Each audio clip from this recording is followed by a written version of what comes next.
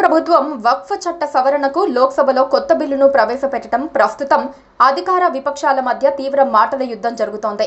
కేంద్ర మైనారిటీ వ్యవహారాల శాఖ మంత్రి కిరణ్ రిజిజు ఈ వక్ఫ్ చట్ట సవరణ బిల్లు 2024ను లోక్సభలో బుధవారం ప్రవేశపెడుతున్నారు. అయితే దీనిపై కాంగ్రెస్, సమాజ్వాదీ, తృణమూల్ కాంగ్రెస్, వామపక్షాలు, ఎంఐఎం సహా ముస్లిం పక్షాలు తీవ్రంగా వ్యతిరేకించాయి. ఈ క్రమంలోనే ఈ బిల్లును జాయింట్ పార్లమెంటరీ కమిటీ జేపీసీకి పంపించాలని విపక్షాలు పట్టుబట్టాయి. దీంతో అందుకు అంగీకరించిన కేంద్రం ఈ వక్ఫ్ చట్ట సవరణ బిల్లును జేపీసీకి పంపిస్తూ కీలక నిర్ణయం తీసుకుంది. ఈ నేపథ్యంలోనే అసలు ఈ బిల్లులో ఏముంది, అసలు వక్ఫ్ చట్టంలో ఏముంది అనేది తీవ్ర ఆసక్తికరంగా మారింది. మన దేశానికి స్వాతంత్ర్యం వచ్చిన తర్వాత మొదటిసారిగా 1954లో ఈ వక్ఫ్ చట్టాన్ని అప్పటి ప్రభుత్వం తీసుకొచ్చింది. అయితే ఆ తర్వాత పలుమార్లు ప్రభుత్వం ఆ వక్ఫ్ చట్టాన్ని సవరించింది. ఇందులో భాగంగానే 1995లో ఈ వక్ఫ్ చట్టాన్ని తొలిసారి సవరించిన సర్కార్ మరిన్ని అధికారాలను కట్టబెట్టింది. ఆ తర్వాత 2013లో కాంగ్రెస్ నేతృత్వంలోని యూపీఏ 2 ప్రభుత్వం మరోసారి సవరణలు చేసింది. ఈ వక్ఫ్ చట్టంలో పేర్కొన్న నిబంధనల ప్రకారం వక్ఫ్ బోర్డులకు విశేష అధికారాలను కల్పించారు. ఈ బోర్డు నిర్ణయాలను ఏ కోర్టుల్లోనూ సవాల్ చేయలేని విధంగా, ఎవరి ఆస్తులనైనా స్వాధీనం చేసుకునే విధంగా ప్రత్యేక అధికారాలు కల్పించారు. ప్రస్తుతం దేశంలో 30 వరకు వక్ఫ్ బోర్డులు ఉన్నాయి. అయితే తమిళనాడులోని వక్ఫ్ బోర్డు తాజాగా ఒక గ్రామం మొత్తం తమదేనంటూ ప్రకటించడంతో ఇది తీవ్ర వివాదానికి దారితీసింది.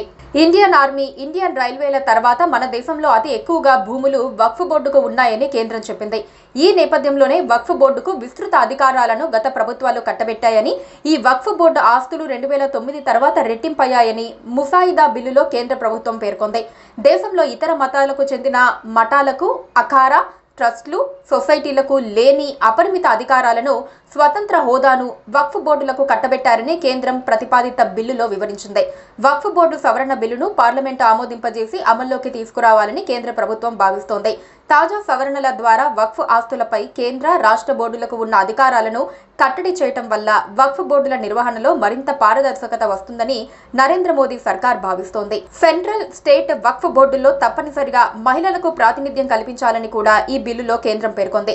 వక్ఫ్ ఆస్తుల నిర్వహణపై పర్యవేక్షణ బాధ్యతను జిల్లా కలెక్టర్లకు అప్పగించాలని ఈ బిల్లులో ప్రతిపాదించింది. వక్ఫ్ బోర్డులు ఏదైనా భూమి లేదా ఆస్తిని తమదిగా ప్రకటించడం ద్వారా పలు వివాదాలు, అధికార దుర్వినియోగానికి కారణమవుతున్నాయని కేంద్ర ప్రభుత్వం తెలిపింది.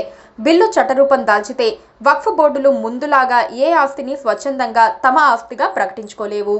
Please subscribe to